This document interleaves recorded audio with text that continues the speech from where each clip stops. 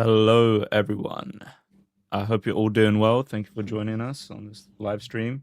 So today we are tackling one of the, let's say, biggest topics when it comes to Islamic polemics, when we do polemics against Islam, which is the age of Aisha. Now, if you look at the countless amount of ink that has been spilled on this issue, it is so much. If you look at all the hours of videos that are on YouTube about this topic, it's incredible. The amount of articles, books, all of these things that have been written on the issue.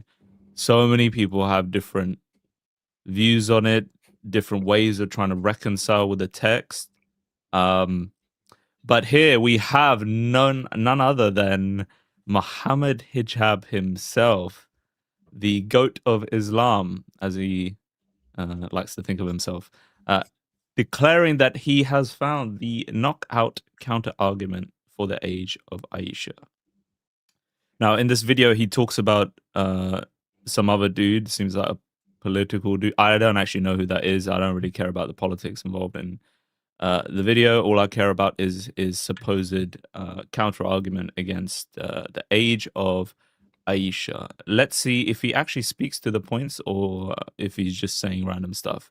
On top of this, I want to also at some point, because I mean, to reveal the secret, which is that his argument is just terrible, I'm gonna try and steel man their argument and actually present some of maybe like the best arguments and see how we as Christians can counteract that. We don't actually have to do too much work because Muslims themselves have counteracted it, right? So we'll have a look at all of that stuff. And also, PewPew is here with us. Thank you, PewPew, for joining us. This is PewPew from PewPew Apologetics. If you like what he has to say, which you will if you are smart, you will go to his channel, like, subscribe, do all of that stuff. He's putting out great content. Support him in that. Also, we have the members from On Air Daily, who's helping us out today as usual as well. So go to their channel, like and subscribe. They kind of consolidate different Christian apologists and polemicists into one place. So if you're interested in that sort of field, head on to their channel. They have all of that content. But yeah, PP, anything to say before we get started? I'm excited. Let's see what Mimi Hijab has to say. Cool. It's not a long video, so we should be able to get through it. Hopefully it'll give me more time to do a better job than him in this. Is his Gracie Jiu-Jitsu logo supposed to convey some sort of manliness? I don't know. This guy just wants to fight everyone. That's what it is with him. That's his thing. There's like people that act like that, they haven't really gotten in a fight. Yeah. Let's see. Assalamu alaikum wa rahmatullahi wa barakatuh. How are you guys doing? And welcome to another video, another reaction video with the champ that you like to watch, the champ that you're addicted to watching, and the champ that you crave to watch. Yes, and if you haven't already subscribed, then shame on this guy's something. Guy, man, what? Goodness. This is it's a 13-minute video, and I found it difficult to listen and watch this. So I tried to, get the transcript for this video. Man, getting transcripts from videos that have Muslims talk about certain issues is very difficult because of all the stuff that they introduce with, and all the honorifics and everything. It's just over the top. It's just every other word is honorifics, and it just does not transcribe well.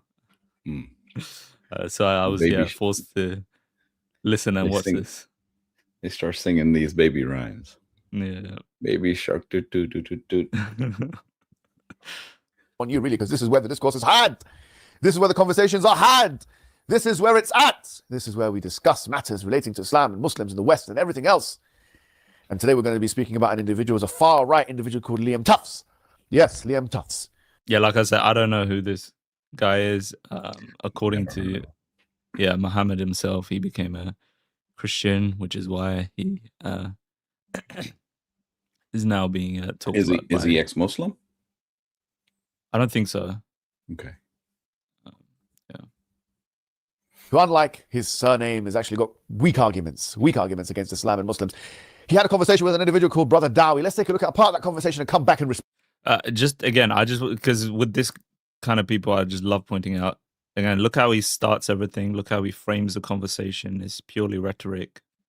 And this is supposed to be for his knockout counter argument. This is his claim, which is why I'm holding him to that.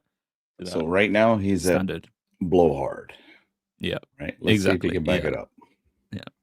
Respond in kind. The Prophet Muhammad at 56 had sex with a 9-year-old. Okay or not okay? Fully grown men do still have sex, rape children. Do you think there's a link between Islam and that behaviour? Well, let me go straight in with you then. No problem. Straight in, balls deep. The Prophet Muhammad at 56 had sex with a 9-year-old. Okay or not okay? Now, this is the number one interrogation that people have against Islam, I think, in recent times, especially people from the far right. And again, framing far it right? politically. Yeah. What does far right got to do with it? Wait. Is he saying it's a far right position to say it's horrible for a 56-year-old to mount to like climb on top of a little baby? Like it's immediate blowhard. We're still at blowhard. Let's see where he goes. Response to traditionalist, conventional traditionalist response has always been to say the following: this is anachronistic reasoning, this is the fallacy of presentism, and that back in the days, almost every single state and nation had puberty as the defining factor, and that people were getting married at 9 and 10 and 11, and even your kings were getting married at that time, and even your queens. That's horrible. See, the way they phrase it, it makes people say, "Oh, really? What? Oh," and then they Google it, and then, "Oh, wow! Oh, no. We were like that too." No, that's not what they're saying. That's talking about a 9-year-old or 10-year-old with another 9-year-old or a 10-year-old, right? Maybe some states allowed this. That's not talking about some dude with gray hair, you know where, getting on top of the little 9-year-old. That's Islam, right? That's two different things. Two little kids trying to get together because they love each other. You know, parents may say, you know what, they love each other. Okay, whatever. If the state allows it and the parents allow it, it's horrible, but okay, that's two little kids. That's completely different from the power game that's going on between a prophet, a 54-year-old man, the age of your grandfather, and a little baby. But bro, the girl is 6 years old when she's married off. She's 9 when actually between 6 and 9, he's doing other things. Look up the word thighying. Thigh, like you're like thigh, thighying. Just look up the word thighying. Don't do it. That's what this sick old man was doing to a little baby until she was 9, and then he mounts. That's unacceptable. Unacceptable. Aren't there ayatollahs that allowed for this behavior as well? And then you go to the Shia, they don't even care about 9-year-old. They go all the way back to 2-year-olds. I can bring you fatwas from the Shia that allow penetration. I don't know what words are allowed with YouTube, right?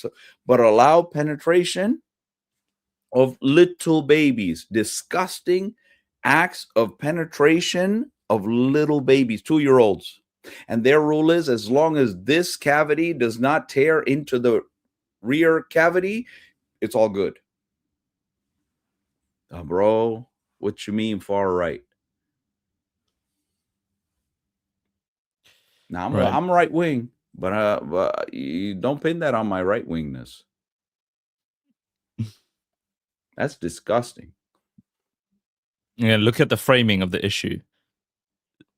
This issue has nothing to do with politics. It has nothing to do with whatever your leanings are. But first thing he's done is frame it as it's about his politics.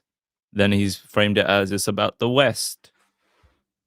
Oh, these guys in the West, them hating child marriage and sex with 9-year-olds. How dare they? Hello? What?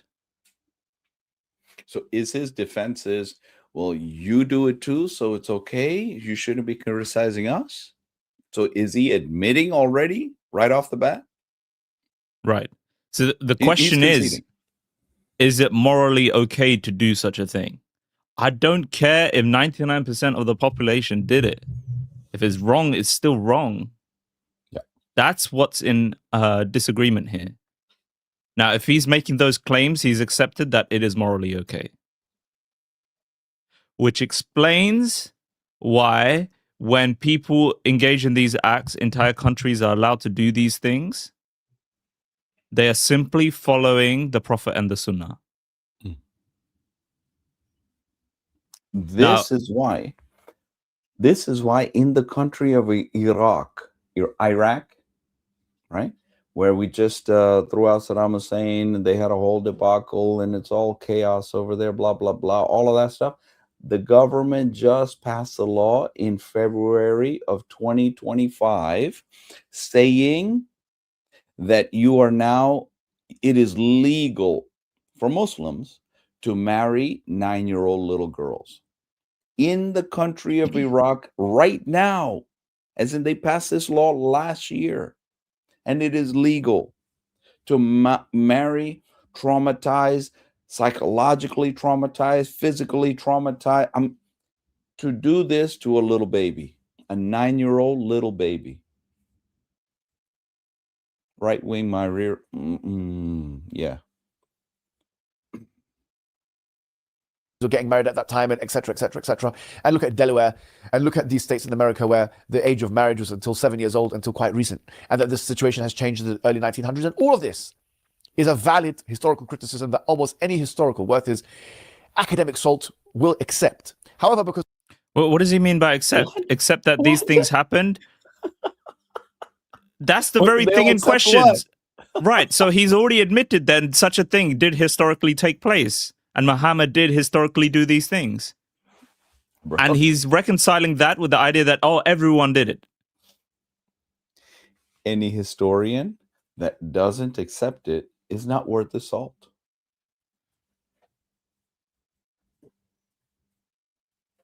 Again, we're talking about the moral implications of these things.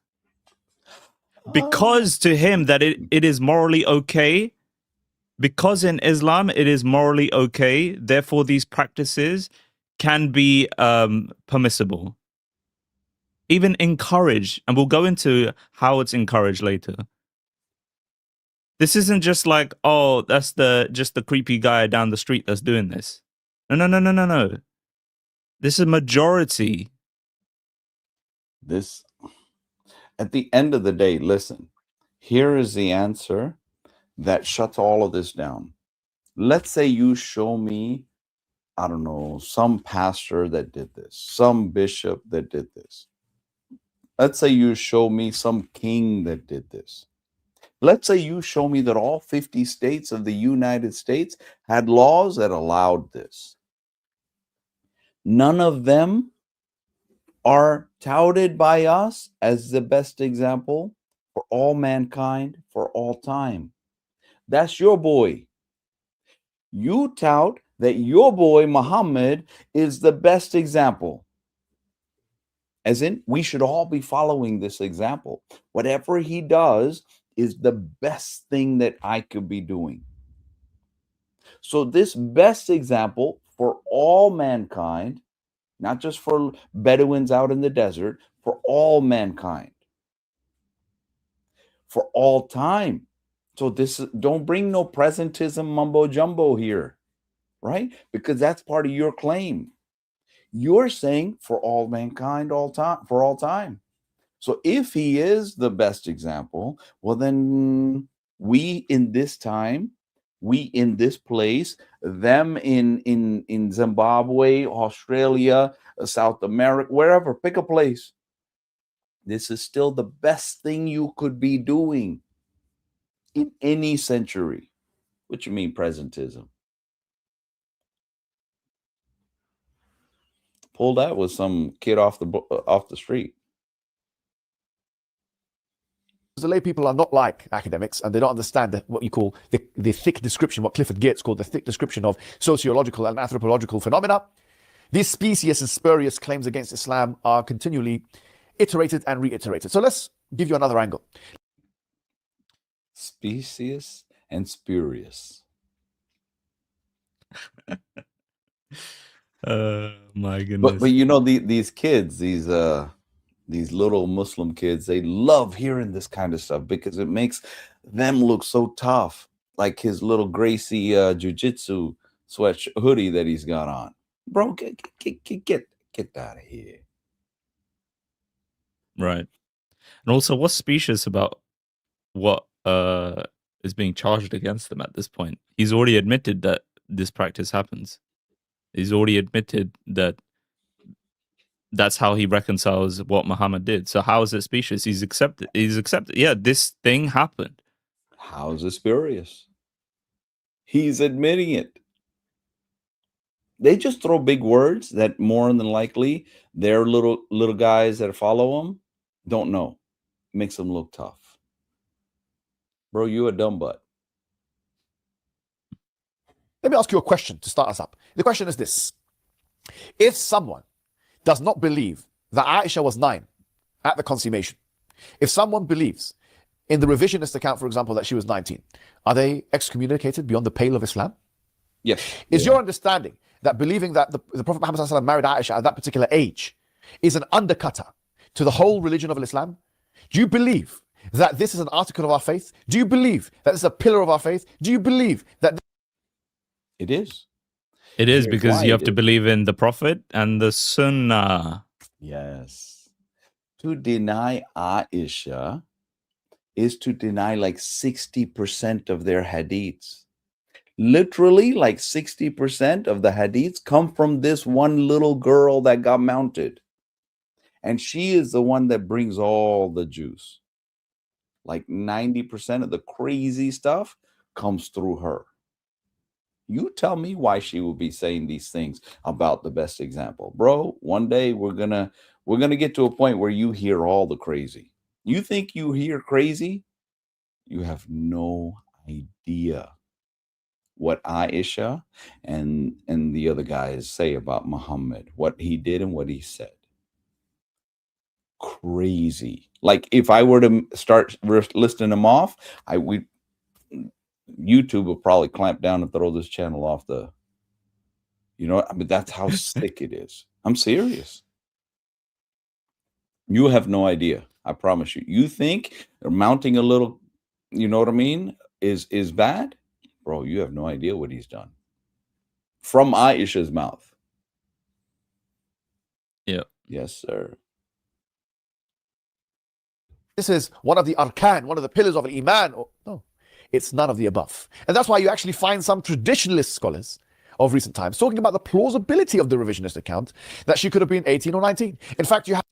Again, he's using that as a defeater for our argument against him that raping a 9-year-old is morally wrong.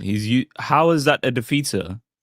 All it shows is either your hadith science is garbage and you actually have no way of ascertaining what the sunnah of the Prophet is, or that you actually have a inner confliction with what Muhammad did. Yeah. Either ways, you lost Islam. Exactly. He's thinking this is a defeater. No, this just digs you a bigger hole. This destroys Islam. Sometimes I wonder if this guy and his male cohort, male, female, something like that, cohort, Lily Dawa, I wonder if they're like paid to do this on purpose, to just destroy Islam by pretending to support it and make money off of it. I don't know, bro. They say some of the dumbest things ever. Like if you deny the hadiths, if you deny the sunnah, you lost Islam. You have nothing then. Like, what's Islam then? Yeah.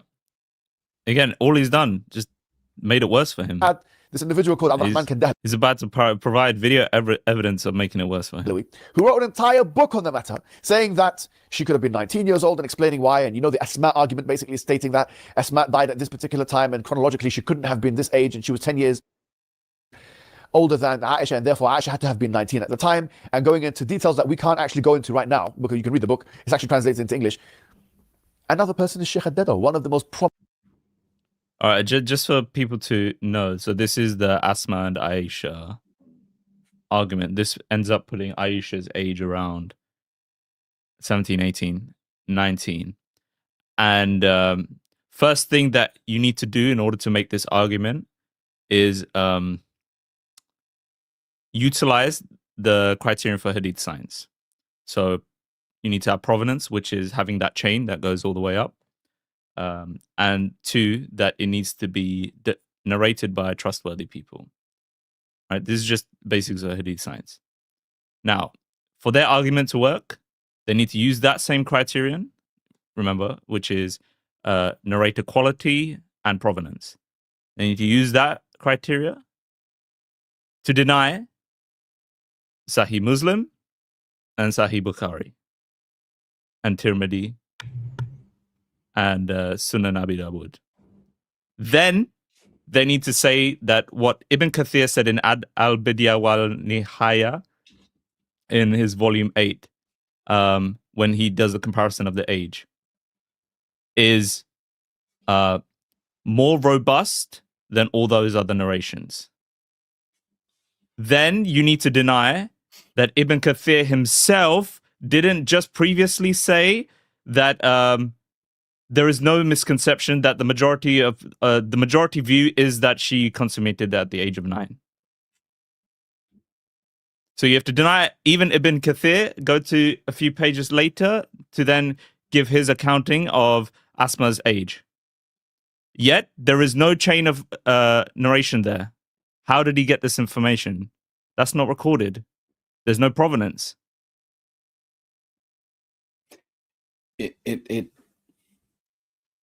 Okay, let's say you have a few hadiths that say something off the wall, like she's 17, 18. What are you going to do with the vast, I mean, this is what Mutawatir is, right? This is what Mutawatir means, where you have multiple narrators saying multiple things, and they all say pretty much the same thing. How many hadiths from how many different people, including Aisha, tells us she was 6 and 9 when mounted? How many? So in order to establish this this one strand or a couple of strands of hadiths, you got to go back in and destroy hadith sciences such that now you remove Mutawatir, you remove all of these testimonies. And when you do that, what do you think happens with the rest of Islam? In order for you to have Islam, you have to have the hadiths, the sunnah. So in order to have Islam, you have this, which then results in child marriage. Okay, now, if you're stuck with child marriage and you want to escape from child marriage and you come back here and remove this, the middle section, guess what? That's your link that ties you to Islam. If you remove this middle link to escape the embarrassment of what your prophet did, then you lost Islam, bro. I mean, you can do all the dancing and gymnastics, and we'll see it in a few minutes, right? Goofy is going to come in and say all kinds of stuff, but it's crazy. You just lost the farm at that point. Right. Donnelly says this, yeah. But remember, what they're doing is denying this hadith. They're denying the robustness. So they found a few... they found one narrator that spans multiple narrations, and because he's declared as weak, those narrations go out. But the stronger ones, even if you discount it, still outweigh the ones that they do have, which is just a single one. So that's one thing. Secondly, like I said, Ibn Kathir himself state there is no difference of opinion, that's a direct quote, no difference of opinion that Aisha was betrothed at 6. And he held both data points, which is that there's an age difference of 10 between Aisha and Asma. You can move the numbers around of all these dates, by the way, to still get you the 6 and 9.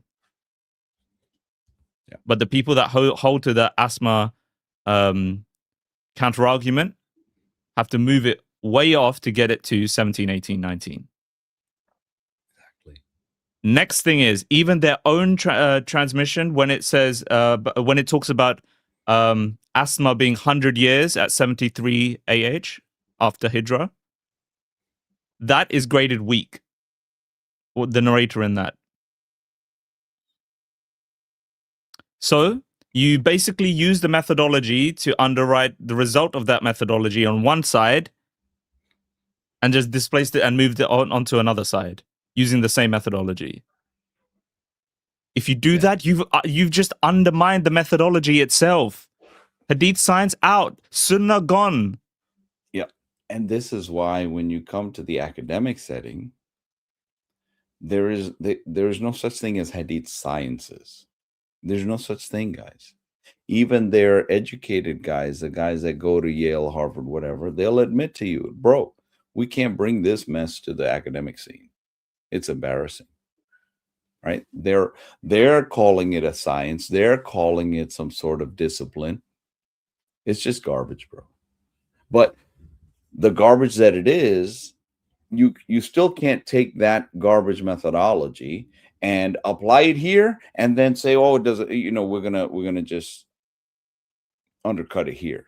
You can't do it. If you take it, you got to take it, bro, or throw it all at that point you lost Islam. You have no religion. Because in the Quran, now let me tell you something, the Quran is the world's most useless document. It tells you nothing about what to do in Islam. Nothing. What it's one of the 5 pillars, 5 daily prayers. You can't find that in the Quran. One of the 5 pillars, Hajj to Mecca. There's no Mecca.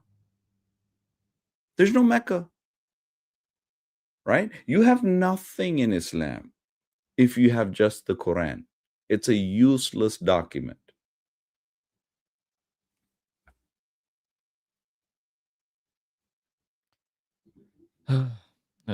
So this again, I'm not sure if I should go into it now. Maybe I should. So another problem, big problem, is when you shift the date of consummation, her age of consummation higher to make her older, you again run into another problem. And that has to do with the age of consent in Islam. Now, let me give you some background and show you what I am talking about. So if we look at Sahih Muslim 1421b, says Ibn Abbas reported Allah's messenger as saying, a woman who has been previously married has more right to her person than her guardian, and a virgin should also be consulted, and her silence implies her consent. Now, silence is consent. Interesting. Okay. Anyway, let's see more on this. Yeah. Let's go to Muslim 1419a. Abu Huraira reported Allah's messenger as having said, a woman without a husband or divorced or a widow must not be married until she is consulted, and a virgin must not be married until her permission is sought. Oh, that sounds reasonable. Okay, keep reading. They asked the Prophet of Allah how her virgin's consent can be solicited. He, the Holy Prophet, said that she keeps silence. Let's keep going. Ibn Abbas reported Allah's apostle as saying, a woman without a husband has more right to her person than her guardian, and a virgin's consent must be asked from her, and her silence implies consent. Next one. Now this is Muslim 1421c. Sufyan reported on a basis of the same chain of transmitters, a woman who has been previously married, Tayyib, has more right to a person than her guardian, and a virgin's father must ask for her consent from her. Her consent being her silence. At times, he said, her silence is her affirmation. Guys, you can't make this stuff up. Then, Sahih Muslim 1420. Aisha reported, I asked Allah's Messenger about a virgin whose marriage is solemnized by her guardian, whether it was necessary or not to consult her. Allah's Messenger said, yes, she must be consulted. Aisha reported, I told him that she feels shy, whereupon Allah's Messenger said, her silence implies her consent. Okay? Now, if we go to Tirmidhi. Guys, we're not talking, when he says virgin, we're not talking about 18, 20-year-old virgins. We're talking about 6-year-olds. Yeah. And we're going to see it now, how it turns out in their fiqh and how the Tafsir writers interpreted it.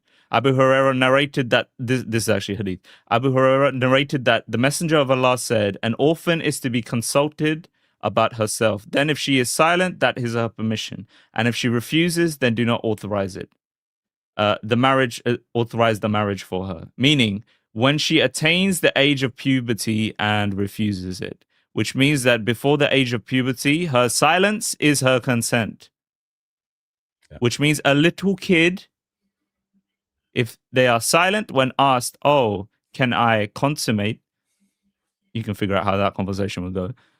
Or marry, she would have to verbally refuse and say no. But if she stays silent, that is consent. Hello? You're talking to a 6-year-old. Sweetheart, can you put your Barbie doll down and let me ask you a really, really important question? And while she stares at you trying to figure out what the freak you're saying, there's consent. All right. Next one. Sunan Abi Dawud 2096. Narrated Abdullah ibn Abbas, a virgin came to the Prophet and mentioned that her father had married her against her will, so the Prophet allowed her to exercise her choice. Now, this is the verse that people tend to use, the hadith that people tend to use to show that, hey, look, they have consent. Yeah, but this person is clearly old enough that, one, she can come to Muhammad, and she had the cognitive faculties to be able to exercise her choice and speak. But what we read about before, this, Abu Hurairah narrated that the Messenger of Allah said, an orphan is to be consulted about herself. Then if she is silent, that is a permission. And if she refuses, then do not authorize it, the marriage for her. Meaning, when she attains the age of puberty and refuses it. Yeah. That one that we just read doesn't apply to this case.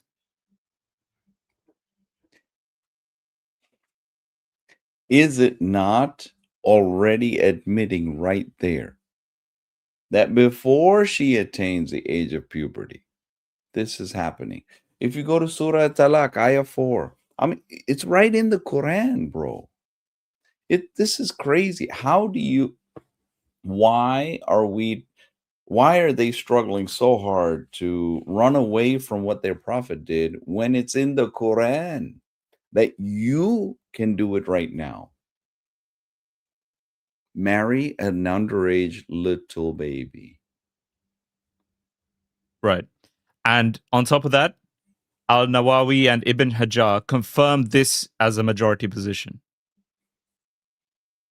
They confirmed that a father could contract his virgin daughter's marriage without her voiced consent, her silence being deemed sufficient. And you have all the major legal schools, fiqh schools, extending this explicitly to a minor daughter. And their reasoning is from the Quran. Yeah. Chapter 65, verse 4, the Idda ruling for prepubescent wives.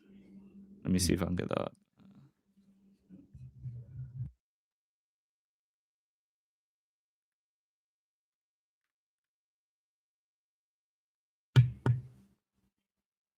Let's have a look at all the tafsirs that Jalalayn. This one's Jalalayn. Yeah. And as for those of your women who read Allah or Ali in both instances, no longer expect to menstruate if you have any doubts about their waiting period. Their prescribed waiting period shall be 3 months. And also for those who have not yet menstruated because of their young age, their period shall also be 3 months. Yes. Let's look at what Ibn Kathir has to say. Her iddah is 3 months instead of 3 monthly cycles for those who menstruate, which is based upon the ayah in Surah Al-Baqarah 228. The same for the young who have not yet reached the years of menstruation. Their iddah is 3 months like those in menopause. Ibn Abi Hatim recorded a simpler narration than this one from Ubay bin Ka'ab, who said, "O Allah's Messenger, when the ayah in Surah Al-Baqarah was revealed prescribing the iddah of divorce, some people in Al-Madinah said, there are still some women whose iddah has not been mentioned in the Quran. There are the young, the old whose menstruation is discontinued, and pregnant. Later on, this ayah was revealed." Why was the ayah revealed? Because Muhammad didn't address some of the outliers. Who were the outliers? The old and the young, who had not gone through puberty, or sorry, who do not menstruate.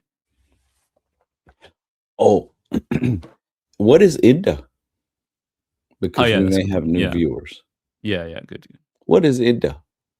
Iddah is the waiting period. Okay. In Islam, primary to Allah, for Allah and Muhammad, is not the female or the trauma or any of this stuff. Primary for Allah and Muhammad is knowing who your daddy is. Who's your daddy?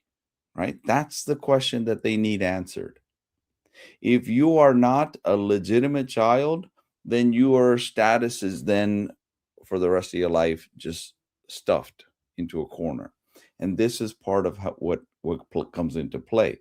If we are in doubt of who's your daddy, then there's problems. Number two, for the father, it's problematic. Okay, so for example, let's say I am husband number 2 or 3, right? And I'm like 64 years old. At least that's what I tell people anyways, right? So I'm 64 years old and I see a beautiful young 6-year-old. But she is already married to another 72-year-old dude, right? Now, that 72-year-old, he gets bored playing with the 6-year-old and he says, talak, talak, talak, means divorce, divorce, divorce. Okay. Once you say 3 times, it's over. She's thrown out the house, give her some money and send her on her way. At that point, I should be able to marry her, right? Because she's so beautiful. I mean, the beauty of a 6-year-old is captivating, isn't it? So, this young lady of 6 years old, she may be pregnant from the 72-year-old first husband, right? So if she is pregnant and I marry her the next week, next month, then the child that she has, we don't know for sure if it's the other guy's or mine. So that I don't have doubt as to who my kid is, and so that my inheritance doesn't go to some other dude's kid, all the implications of that, they require Allah in his infinite wisdom, because he is the all-knowing and the all-wise. He came up with this wonderful plan. Wait 3 months, guys. If a 6-year-old is divorced and the 72-year-old doesn't want to mount the young lady anymore, then the 64-year-old, all he has to do is just wait 3 months, guys. Within that 3 months, you should be able to figure out, is she pregnant or not? This is what iddah is. The question comes to a religious leader, and he is asked, what should we do with a little child that is divorced and another old filthy man wants to jump on, right? What do we do? Instead of saying filthy, disgusting piles of crap, cut their heads off, or some crazy, whatever they did back then, cut their hands off, cut their whatever off, right? Instead of something that would defend and protect the child who is vulnerable, Muhammad says, oh, I got revelation. Jibreel just told me. Allah sent it through Jibreel. I just got revelation, guys. Here's the answer. Infinite wisdom of Allah. Just wait 3 months. Don't worry about the physical trauma, the psychological trauma, the whatever you're doing to that little child. Don't worry about it. As long as we know who the daddy is. Who's your daddy? That's the question Allah is concerned about. What the heck? Yeah. Bro?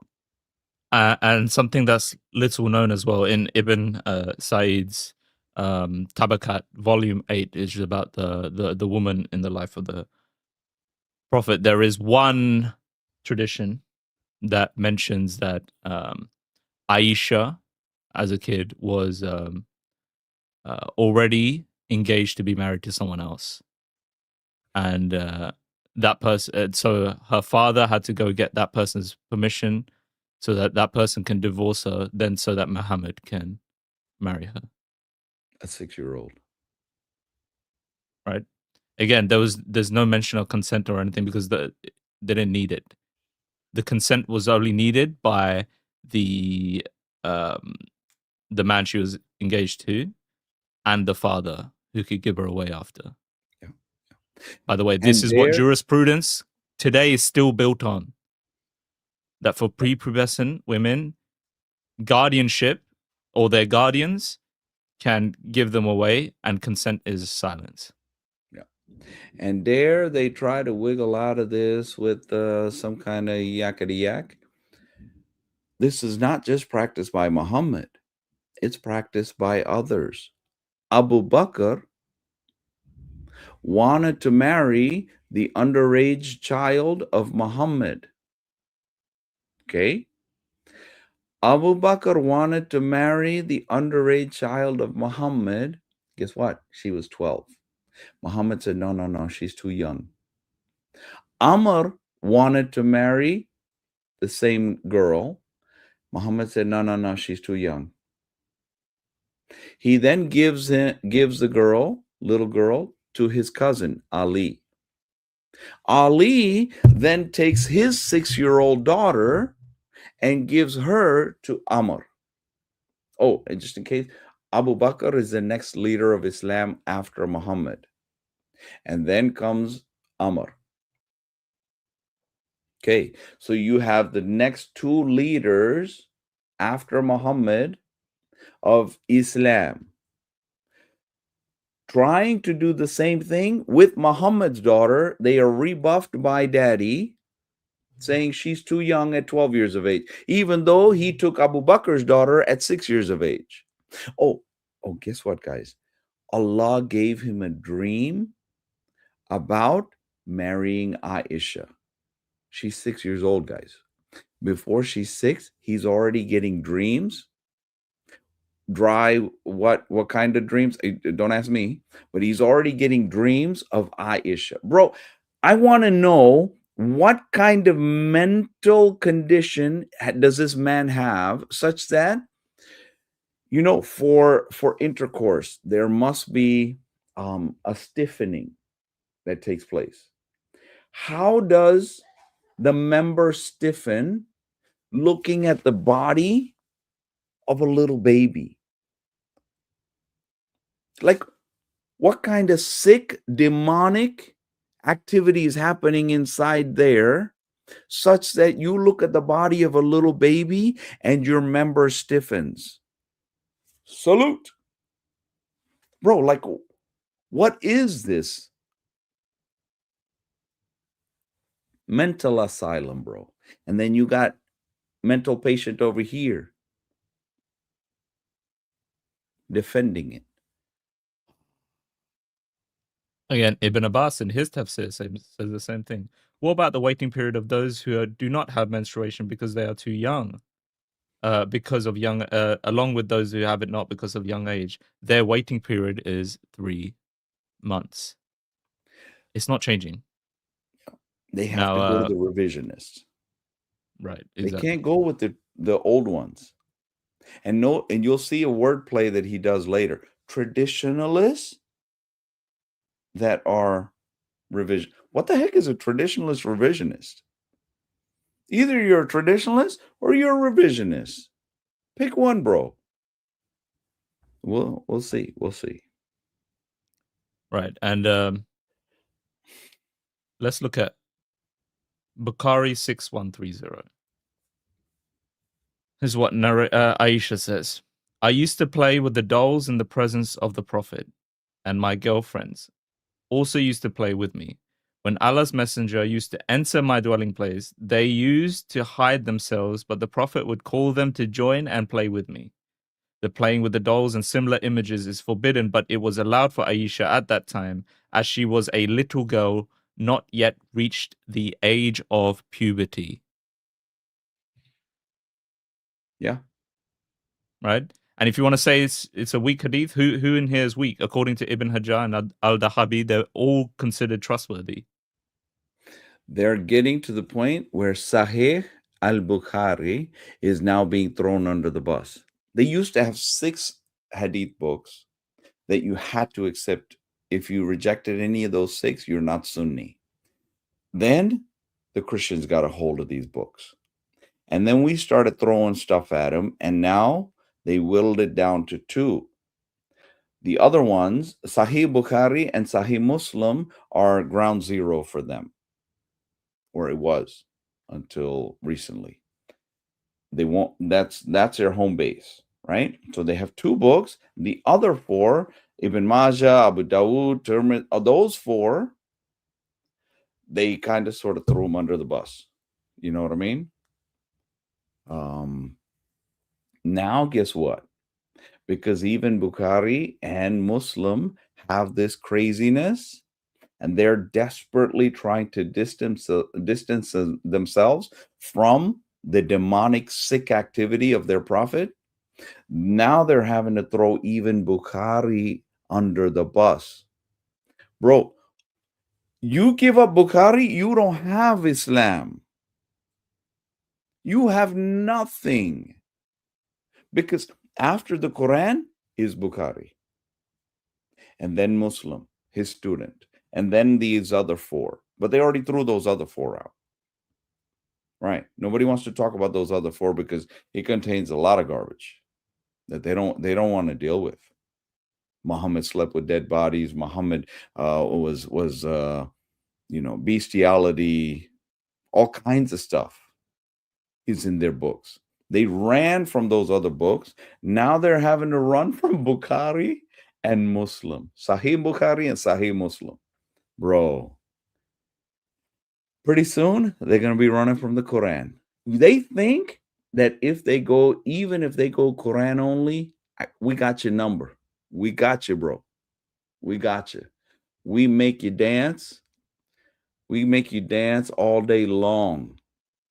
Run straight to the Quran. Abandon all of your filthy books.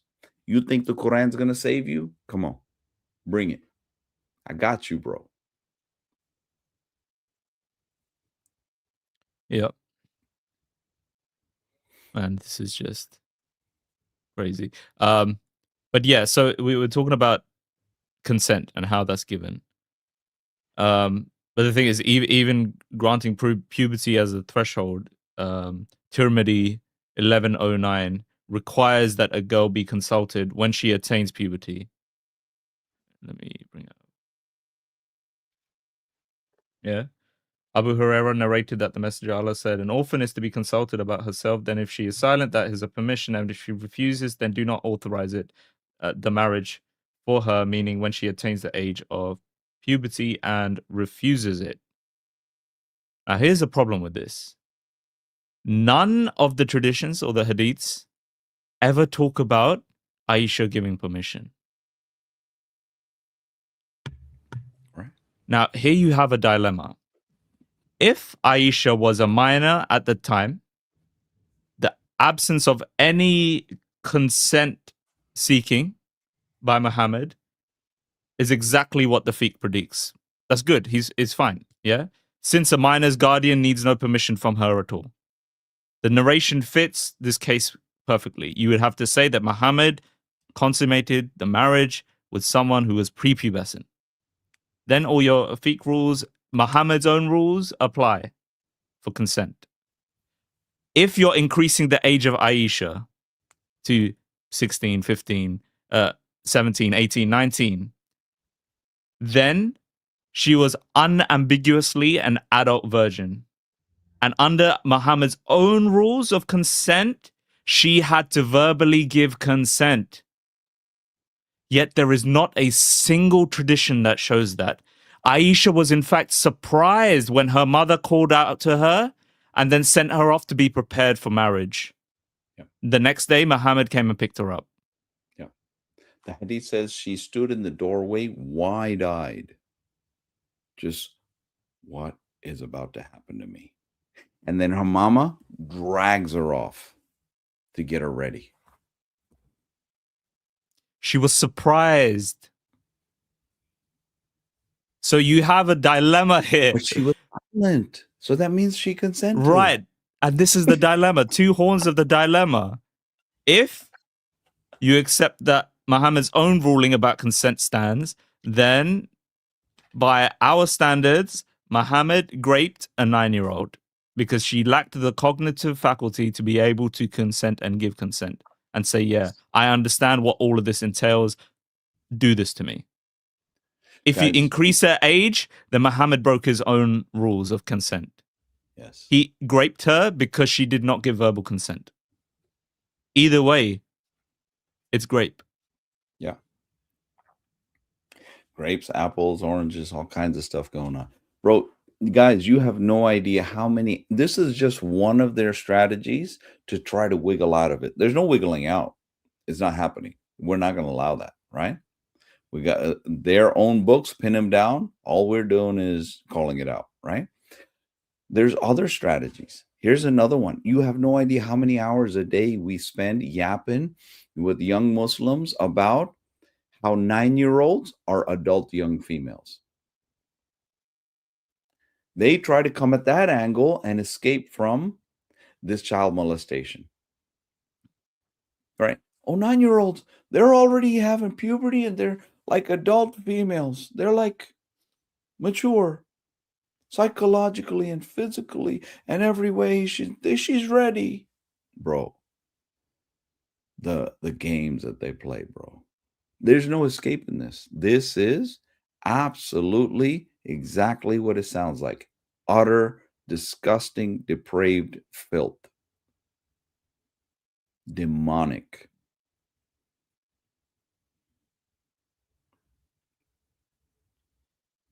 Yep.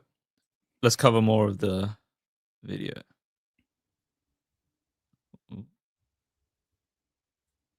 Prominent scholars in the world today. In fact, some could argue the most knowledgeable one. And this is what he had to say about the matter. يواجهه بالصغيرة. وأيضا هو حتى إن بعض المؤرخين لا يوافق على السن فيرى أنها إنما تزوجها رسول الله صلى الله عليه وسلم وهي 18 من عمرها. أسأل عن هذا لأن قلت عندي ما مدى صحة هذا التوجيه؟ هو محتمل لأن الحديث غير قاطع في That's just what you want to hear, right? Your preeminent, your best science, your Islamic tradition is inconclusive. Yeah. It's a possibility. Well, what's not a possibility? It's a possibility that there's aliens, I guess. I mean, if you're that stupid, I mean, what are we talking? We're talking about your method that your guys came up with to develop this sick demonic religion of abusing women and children and captives and all kinds of, right? So this methodology that you guys came up with, now all of a sudden the best you can do is it's a possibility. What is this? That's not science. Exactly. We have people in the chat. Why did come. Why did Gandhi sleep with children? Why did Epstein molest young American children? Like, what does that have to do with the best example of all mankind? of all See, time. in his mind, Gandhi he's is a already accepted. polytheist. Right, exactly. So does that mean that you're lumping Muhammad in the same category as Epstein? He's saying basically Gandhi, Epstein, and Muhammad, they're on the same. They're on par with each other. Like, what does that even mean? Why don't you come up on stage, Chowdhury? The link to join us is on the pinned on the side chat. We're hypocrites. How are we hypocrites? None of us ever said Gandhi is our example. None of us ever said Epstein is our example.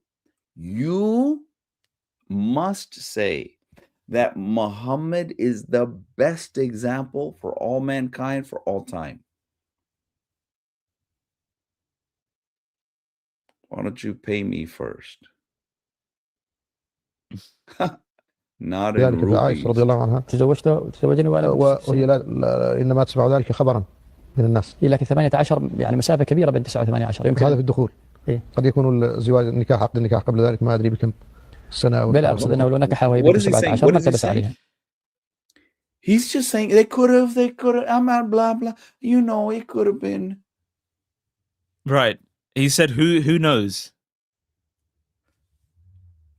Like you literally have a million hadiths saying exactly the date, time, and place.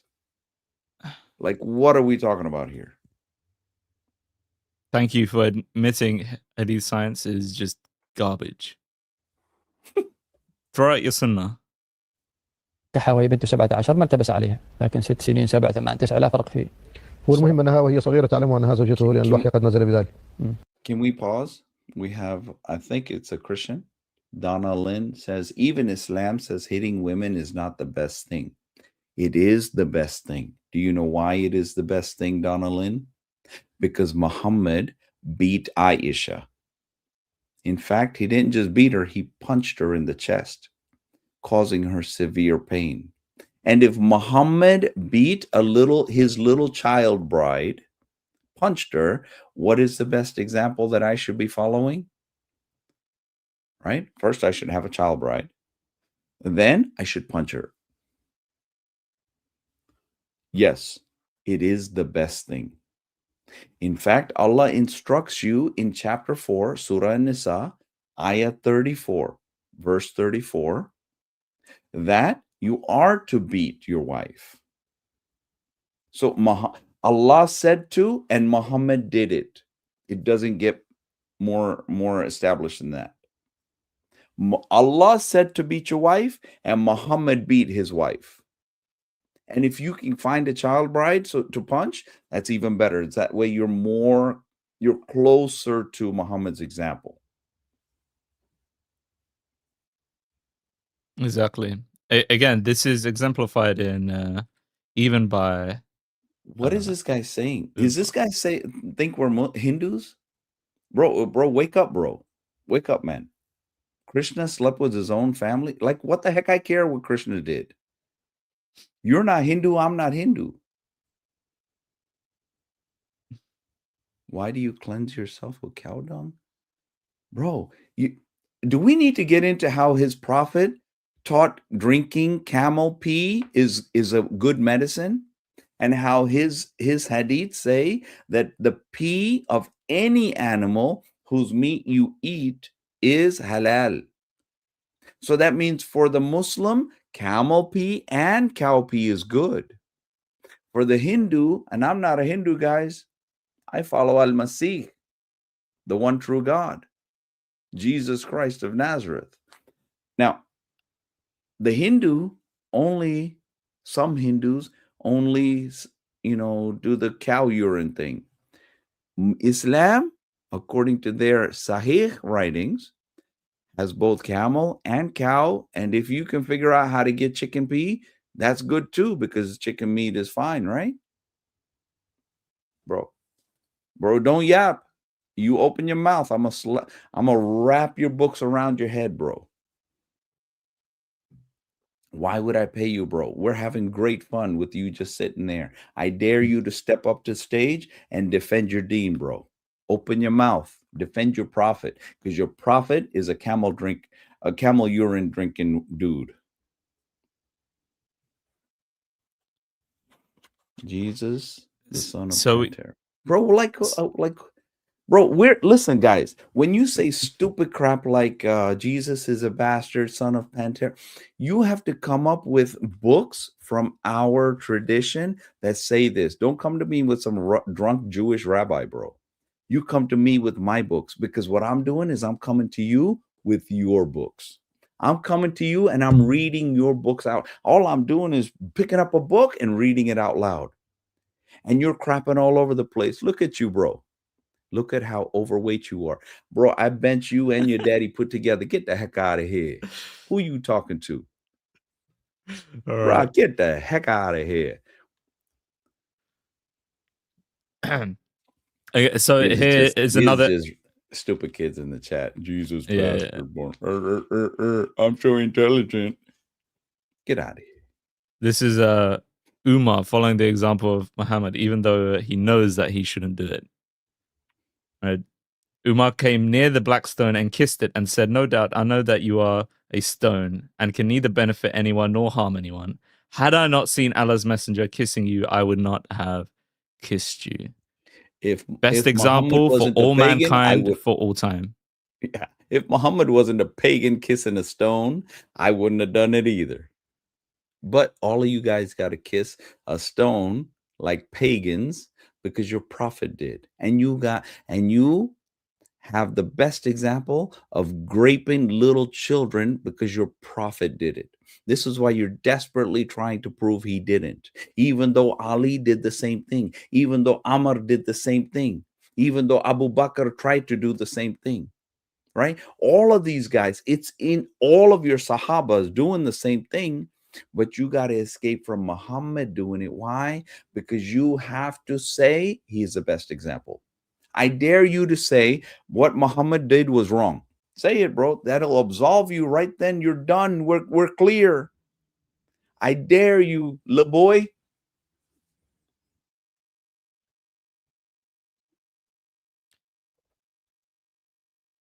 فلذلك قد يكون في مخيلتها منذ 6 سنين عندما أدركت وعقلت أنها تعلم أنها زوج النبي صلى الله عليه وسلم لم يكن عقد عليها. نعم.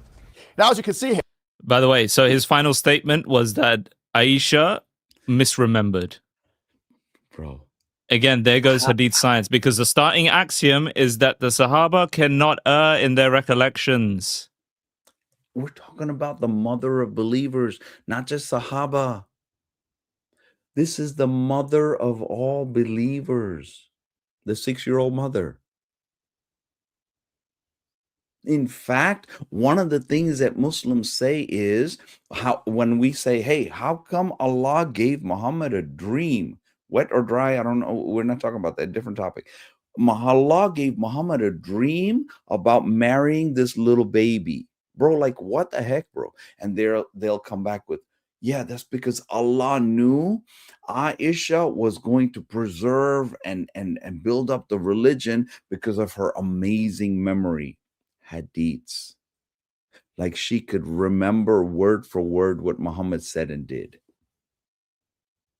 Now they're going against that very point by saying, actually, Aisha didn't know what the heck she was saying, guys. We have to try to figure out, maybe it's possible she was 18, but she thought she was 6. Like, when in your lifetime have you thought that your high school experience, like prom night, graduation night, was actually happening around when you were 6? Like, are you stupid right now? Are you like stupid?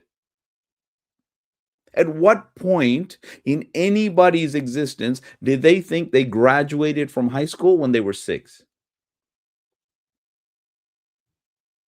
Or went to prom when they were 6? You got to be stupid, bro.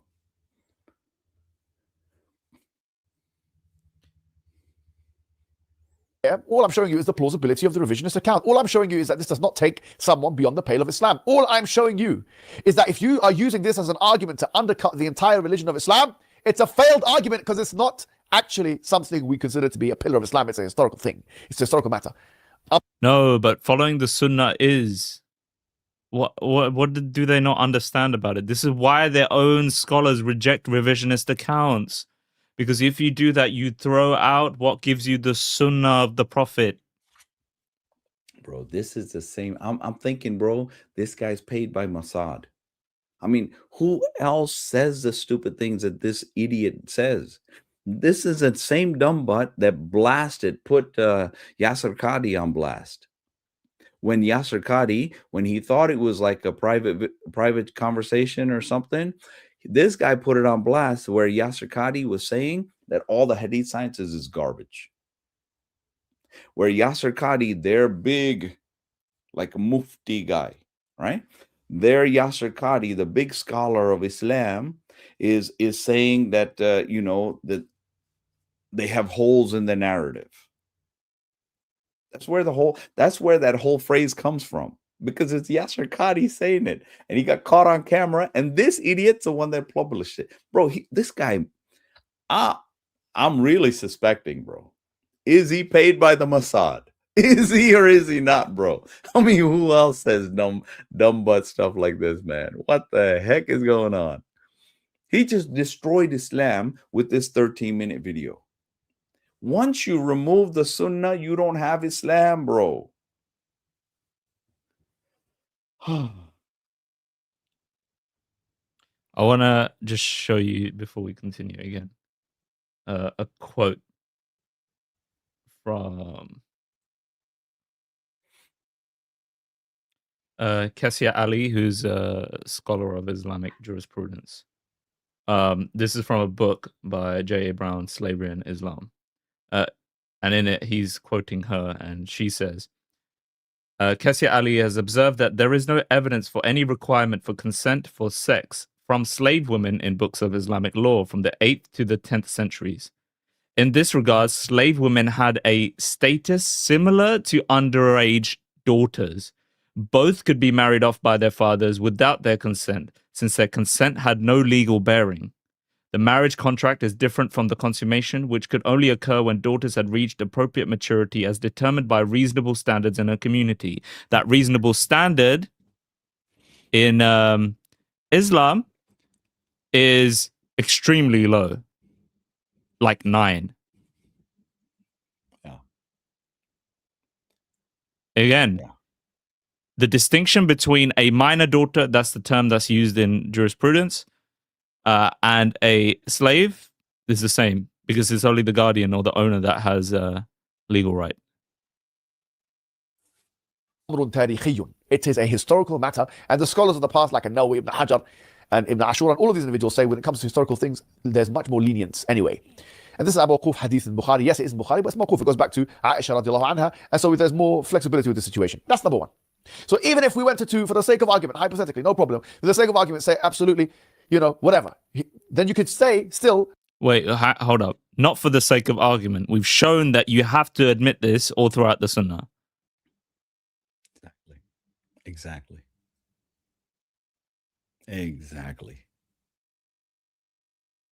You cannot remove this middle link of this chain. Otherwise, you lose your connection to Islam. Right. That she was 19, and you can believe that, and you can disbelieve the fact that she was 9 years old and still be a Muslim. This is number one. So it doesn't undercut the entire religion of Islam. You can still be a Muslim and believe that she was older than that. That's number one. Number two, which is going to become very detrimental for the likes of Liam Tufts, who I saw recently was getting baptized. And of course, if he had a conversation with me, he'd be intellectually baptized. And that's a different thing, because I'm going to physically baptize, yes, his friend Paul Golding in the ring. Okay, I'm going to physically baptize him. But if you had to have a conversation with me, Mr. Tufts, you would be intellectually baptized. And I'm sure that's why you rejected such conversation with Ali Dawa in the past. Is this goofball actually fighting maybe somebody? You knew that there's some questions that you didn't answer. Ah. And you're not in the... I told you, he actually does that. This is his go-to.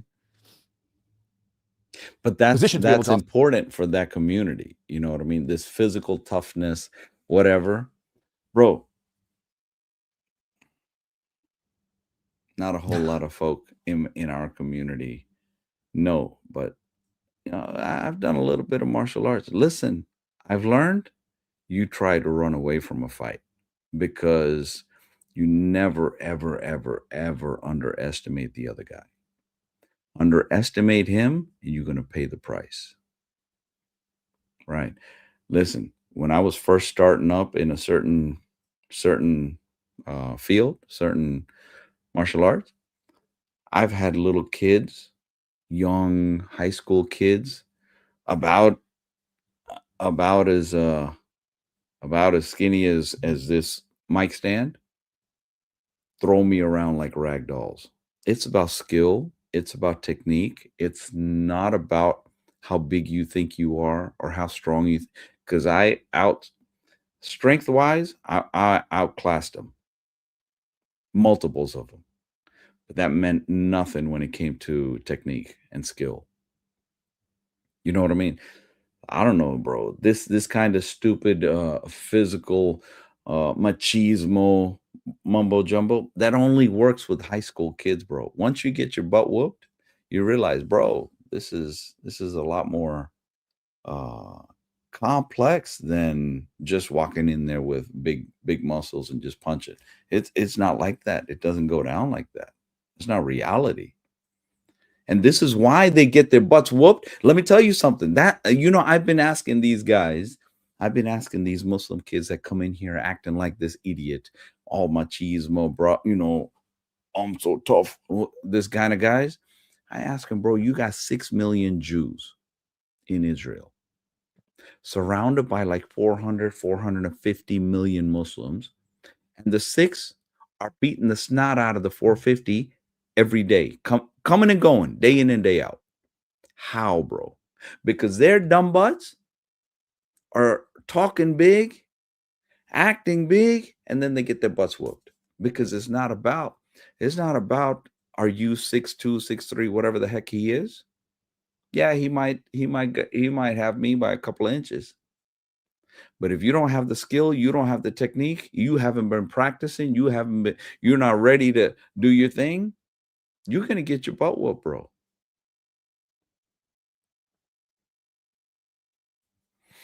Let's see what happens. This question, because I'd like quite to frankly, see his fight, Mr. bro, Tuff, just to see you're if he not can back it educated. up. Quite frankly, you're not qualified. Quite frankly, you are not academic. You have no background at all. Zero. In Islam, in sociology, in anything.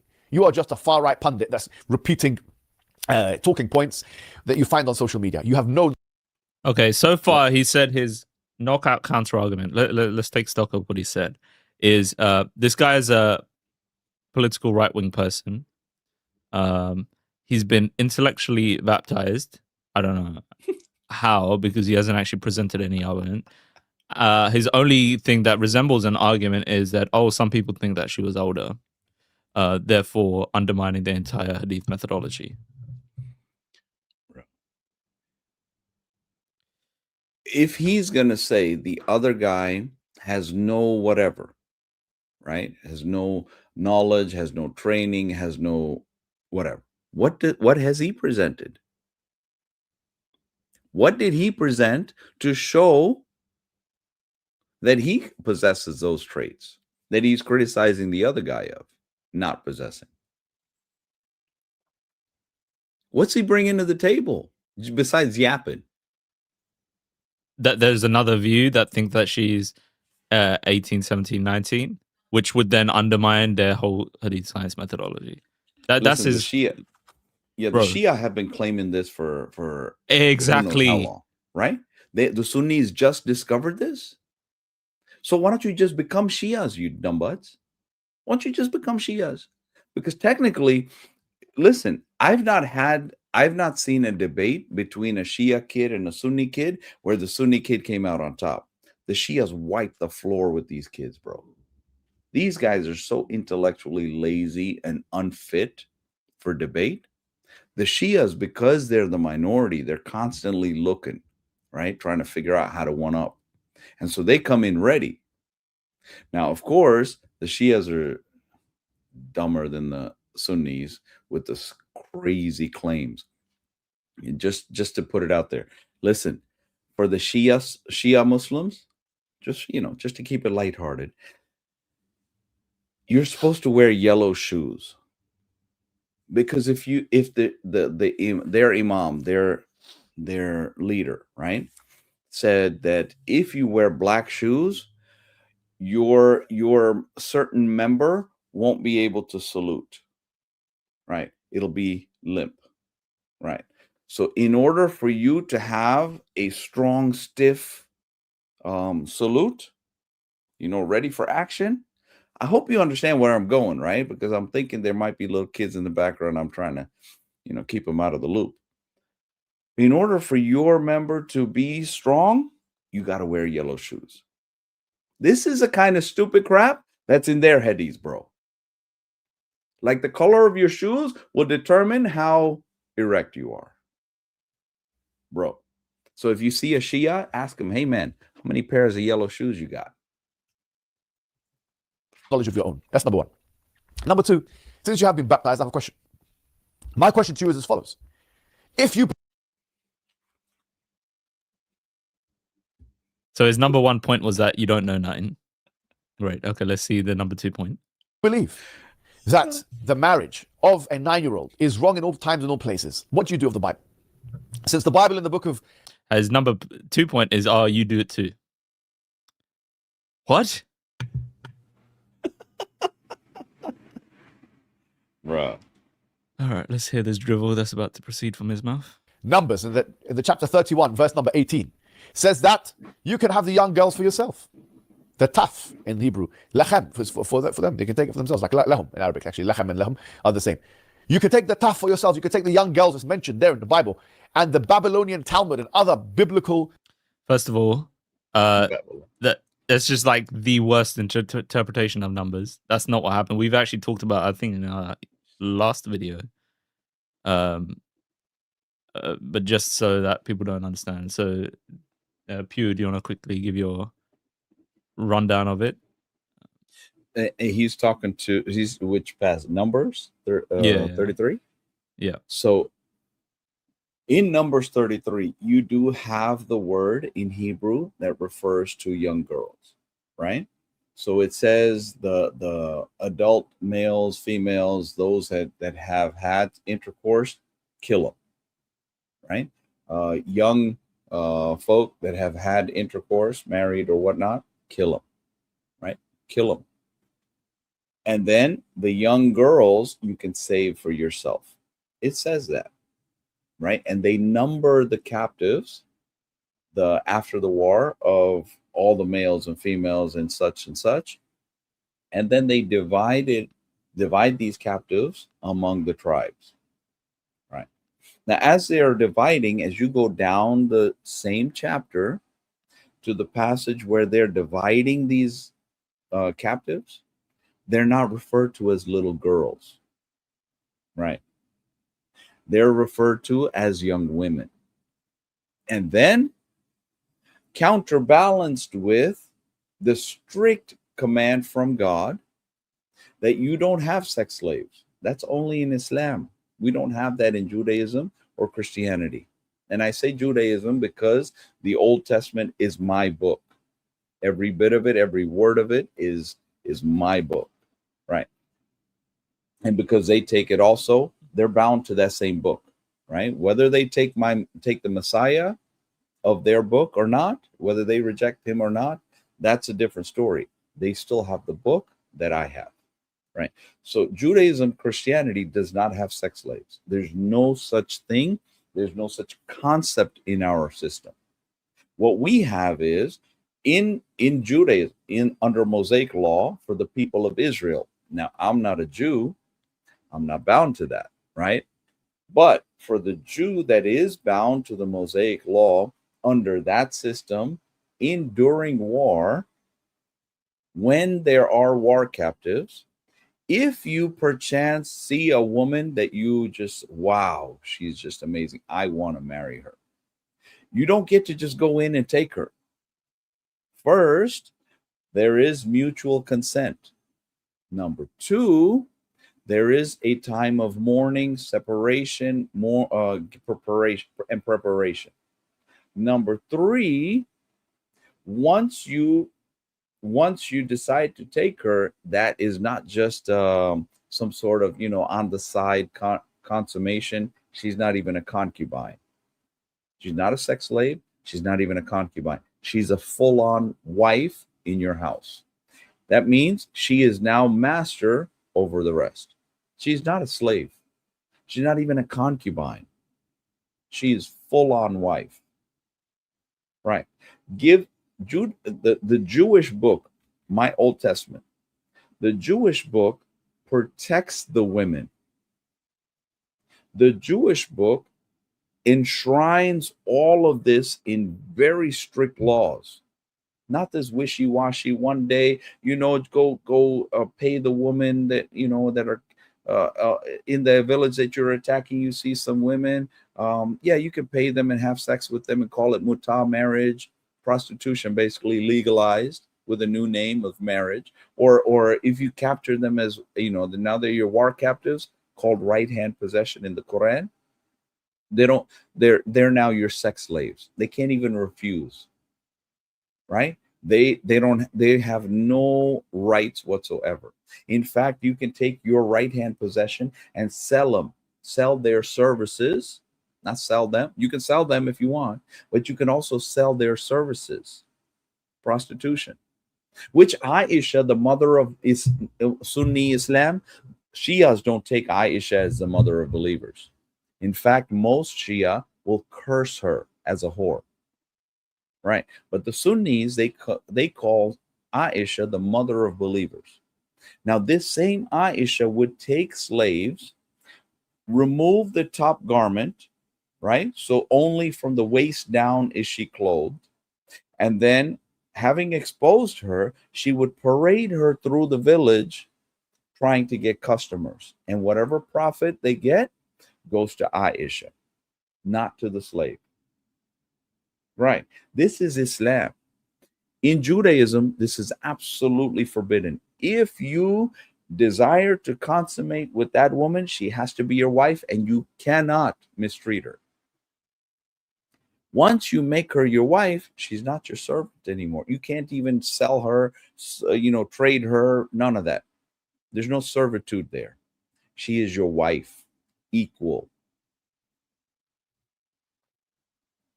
Nice try, though. Exegetes, they all understood that as essentially you can take young girls and have intercourse with them, prepubescent. Okay, so now he's pointing out the rabbinic, Babylonian Talmud and Mishratic content, and he basically he's saying that their exegesis is sound. Their exegesis condemns Jesus. He is not the Messiah. What does Islam say about Jesus? That he is Messiah.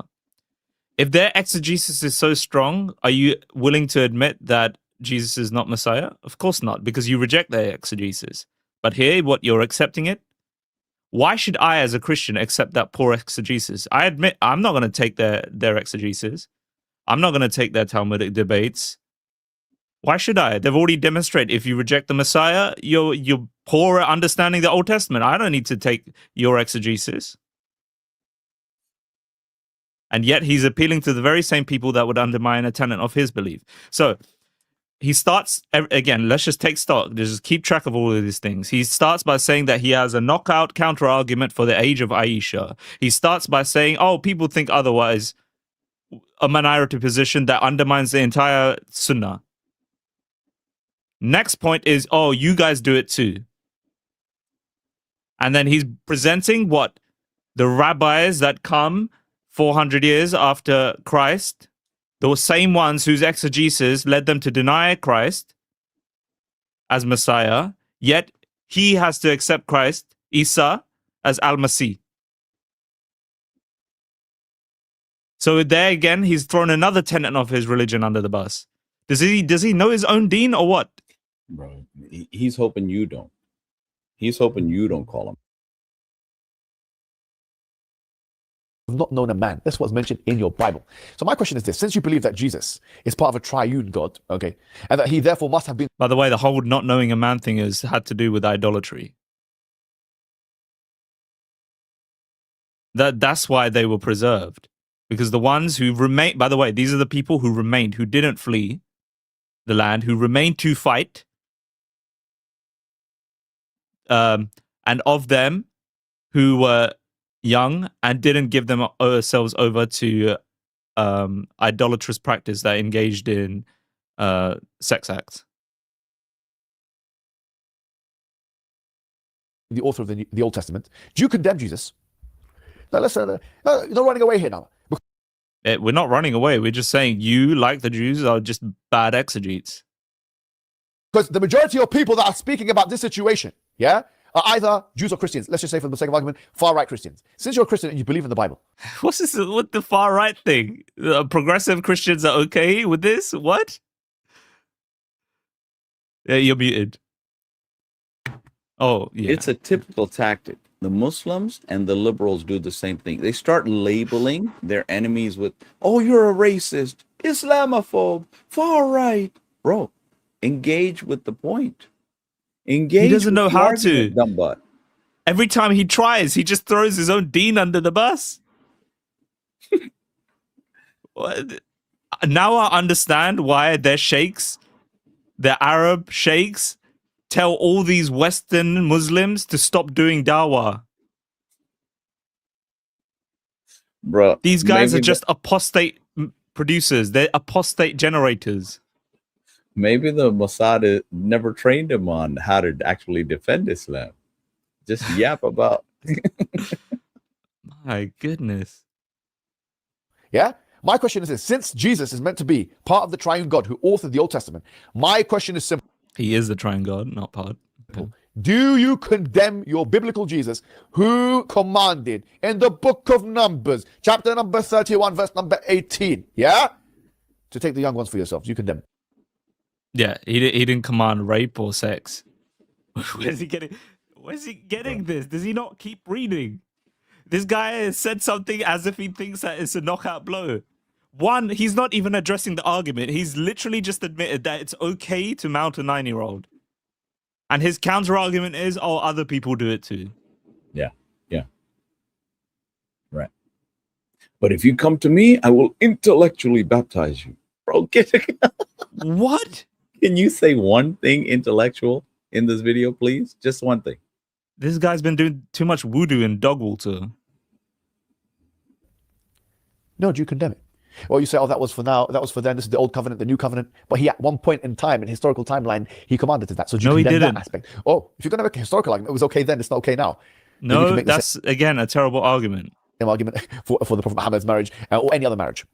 Then you lost, you failed. It's a dilemma. It's the Christian dilemma. You're finished. You're done. If you finish, bro, you just read it wrong and you didn't read enough. Read the book. Go read the book. It's not difficult. Go read the book. Go read Exodus, Numbers, Deuteronomy, Joshua, Judges. Read them all. My day. Then read about Kings and Chronicles, Samuel. What is he talking about?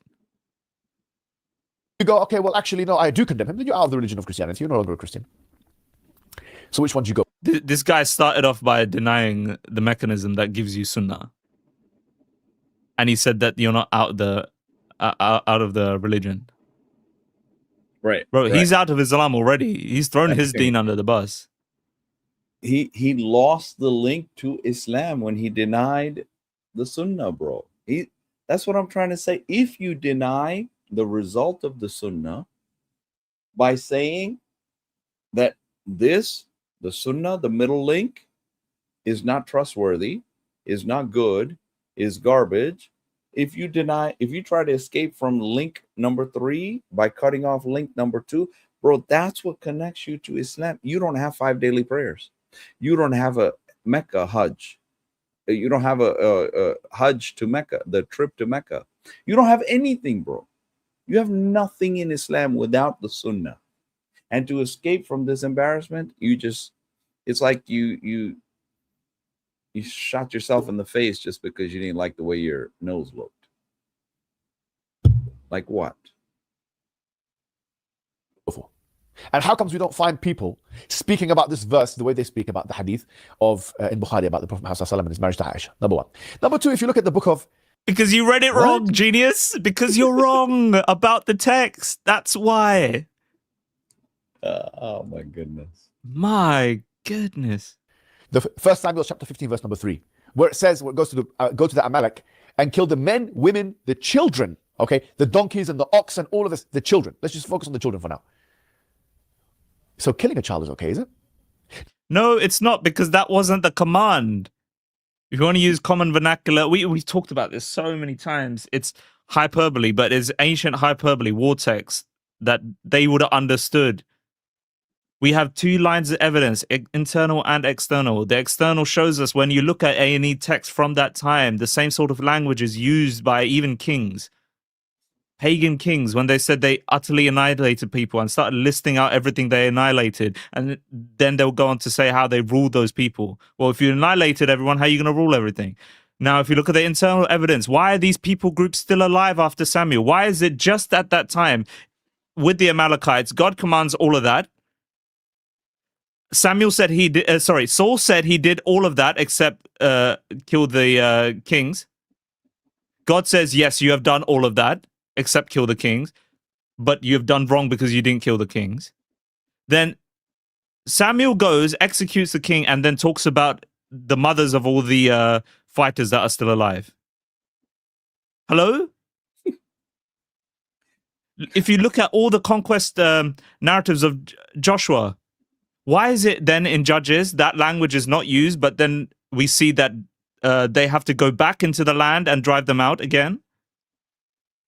Because these were military campaigns that were ultimately aimed at driving people out of the land, because the land and those people were connected to their pagan gods. You have to displace them from their land. Anyone that ran, great.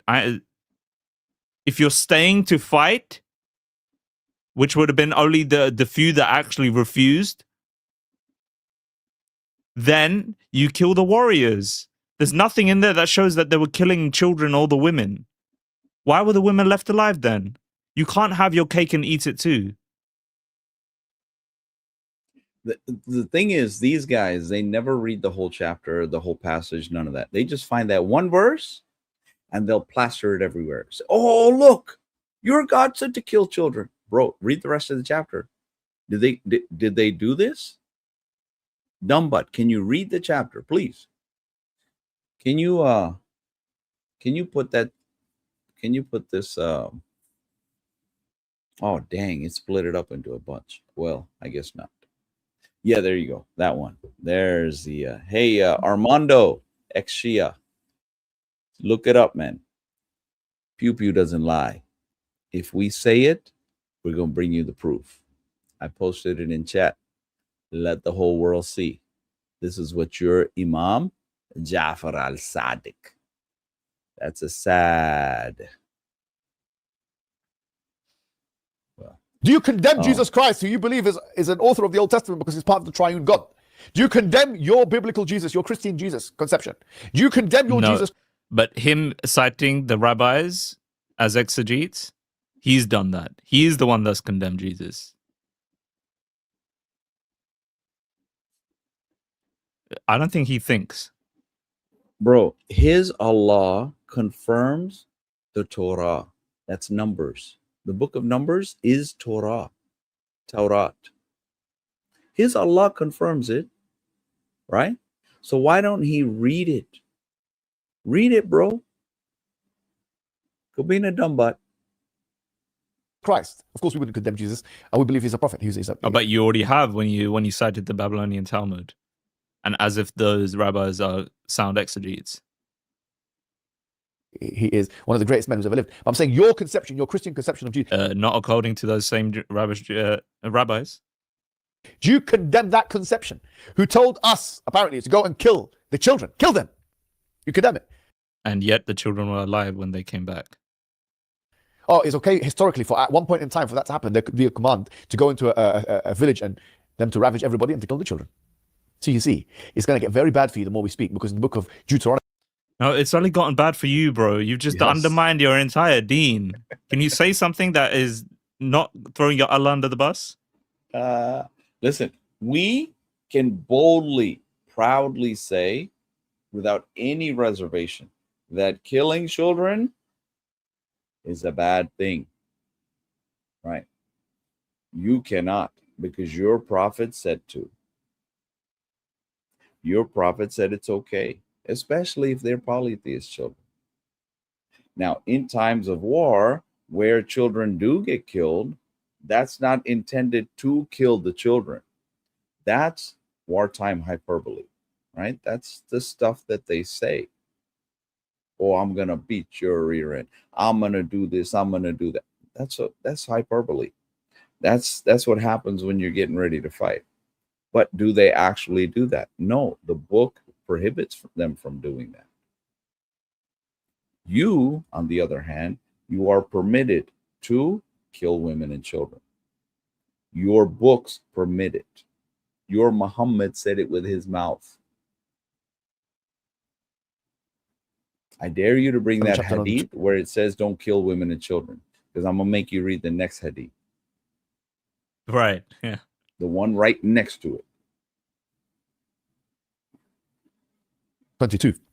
And you look verses like 28, for example. You'll find that it's even saying that someone who rapes a person, he has to then marry them. Do you condemn Jesus Christ? You condemn the Father, the Son, and the Holy Spirit, all three of them, for commanding that. That they didn't command that. Again, poor exegesis. This guy does not know how to read. Somebody must be forced into marriage with their own rapist, or the person raped them. Do you condemn that? You see, if you're going to go into a discussion about the age of... By the way, guys, we talked about that in our last episode as well.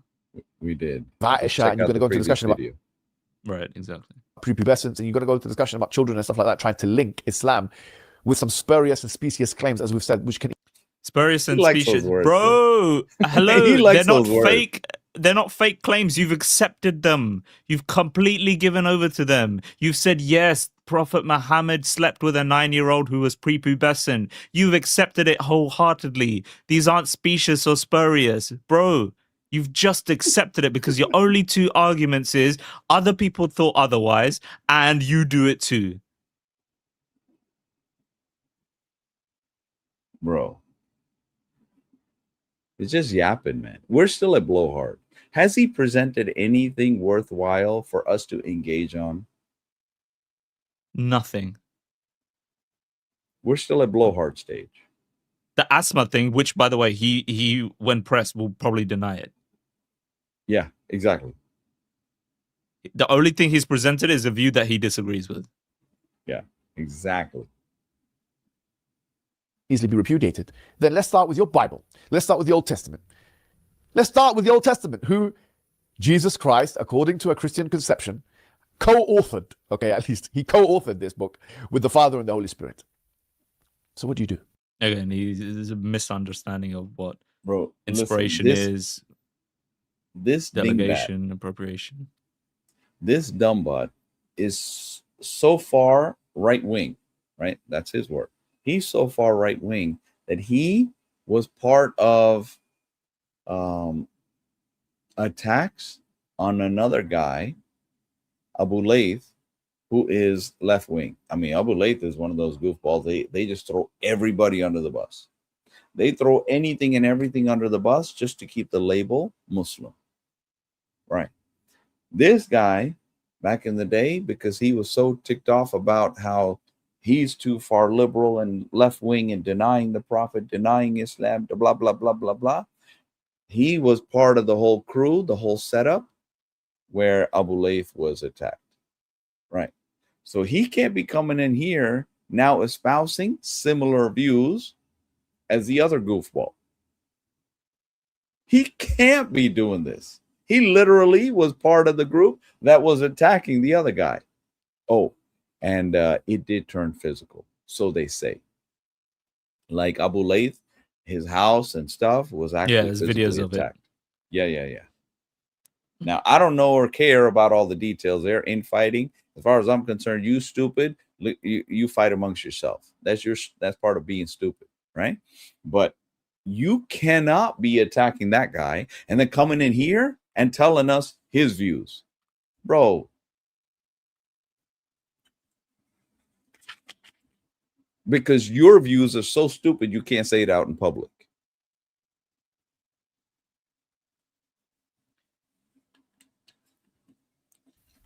What are you going to say now?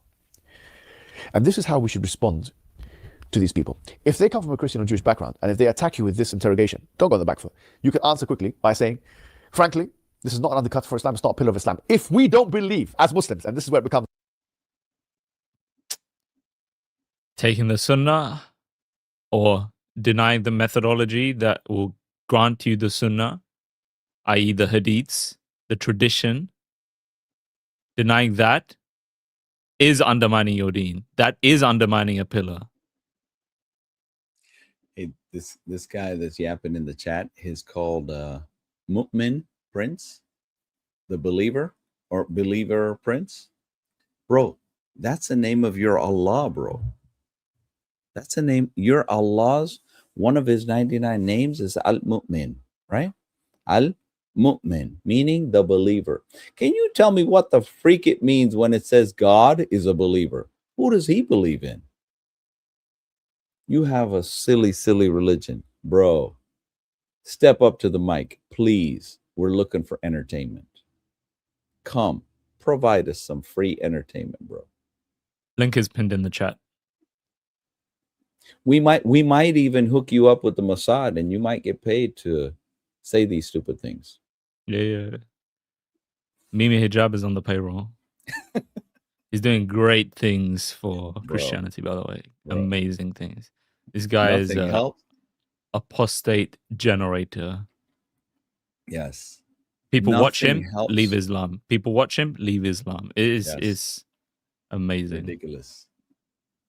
quite Nothing shocking. helps If the we Jewish don't- and Christian cause like this blowhard on stage right now. Yep, exactly.